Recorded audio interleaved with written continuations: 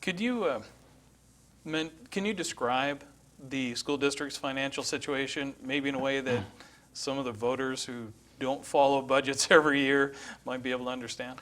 Well, we have we're going into the 2015-2016 school year with a budget, and of course this will change somewhat during the course of the year. We project it based on the number of students that we assume we're going to have. Sometimes that number goes up and we get more funding from the state because the state provides funding on the basis of the number of students you have. And most of the funding we have comes from the state. Some of it's local through the levies, but in the coming budget, it's in the neighborhood of $27 million. And we try to keep a cash reserve on hand that's adequate to meet any emergencies that might come about.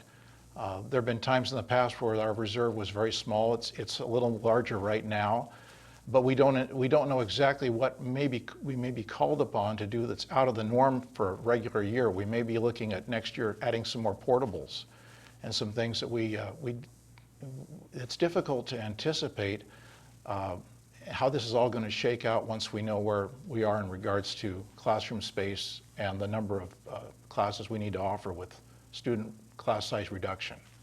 So we try to keep a reserve on hand to meet those kind of eventualities, or if there's an emergency within the district. And I'm proud that that's something that our staff has done a great job so that we're able to cover those when they do arise.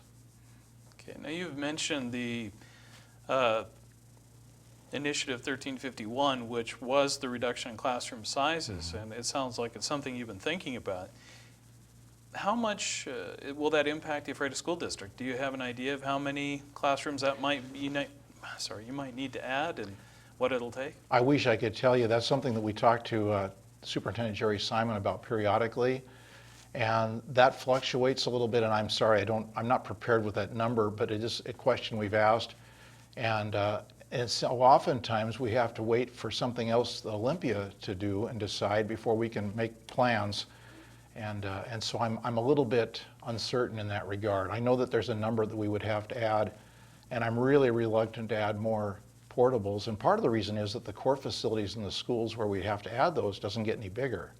So instead of serving, like for instance, Grant and Columbia Ridge, that were designed for the number of students that would be in-house with the building there, now you've added all these portables and you don't have a large enough gymnasium, you don't have a large enough lunchroom facility for those. Hate to add more to that. With classroom size reduction, how do you see that helping improve the education for the students? Well, I think that if you've got the classroom space to do it and you've got adequate funding, there's no question that having a smaller number of students with your teachers is going to be advantageous for the students. And it's better for the teachers too.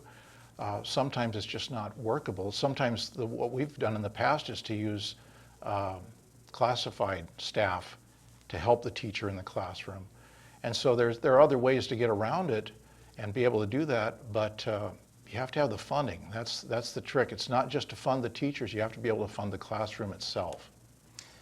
So how do you feel about Washington State Supreme Court's decision on the McCleary case, which involves the funding of education?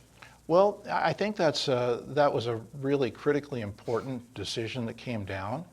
How it all shakes out and what we actually end up with in the schools is still a little hard for us to know exactly how that will shape up. I'm a little bit concerned that perhaps in some districts that are going on strike and so on, that they're trying to put some pressure through their local districts onto the state to get off the dime and give them more money. And that puts the local districts in an awkward position. So I'm not quite sure how that'll all shake out. I hope at some point we'll have adequate funding to do everything that we need to do with these kids. And that means facilities as well as smaller classrooms. If the funding comes through based on that decision and there is an increase, how would you prioritize the spending of additional funding for Ephrata School District? Well, I'd have to know how much funding we're talking about and whether it's going to be a one-shot or it's going to be a long-term thing. It's difficult to make commitments over long term when you don't know whether you're just dealing with 1 year or 2 years. But if I had everything I'd like to have, we would be able to build adequate facilities to house those classrooms with smaller teacher-student ratios. Okay. One of the things I've heard from people over the years in news is communication with school boards and the public. How do you feel the Ephrata School District is doing with communicating with the public, and do you see any or have any ideas of how to possibly improve that? Well, you know, it's harder for me to say because I don't know what the feeling is of someone that may feel that there isn't adequate, because from my perspective, I feel there is to some extent. People get a hold of me and talk to me about issues, but there's certainly probably people that would like to that don't know how to go about that. The school website lists all of our phone numbers. People can contact us if they want to. And I would certainly encourage people to come to our school board meetings, and if they have a concern, let it be known. Okay. One of the questions I love asking people running for office, and sometimes I say it's the cruelest, but why should people vote for you? Well, I would hope they'd vote for me on the basis of my experience, and I think I've got a known track record. But I certainly wouldn't say anything against my opponent. I think that he may be a man to do a very good job as well. So I'm not going to run anybody down. But I think that I've got something yet to offer, and I'd like to be able to do that. But if the electorate wants my opponent, that's okay too. All right.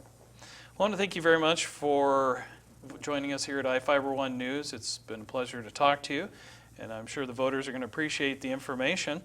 So remember, iFiber One News has more episodes like this on other elections for Grant County, and be sure to check them out. I'm Bill Stevenson, and thank you for watching.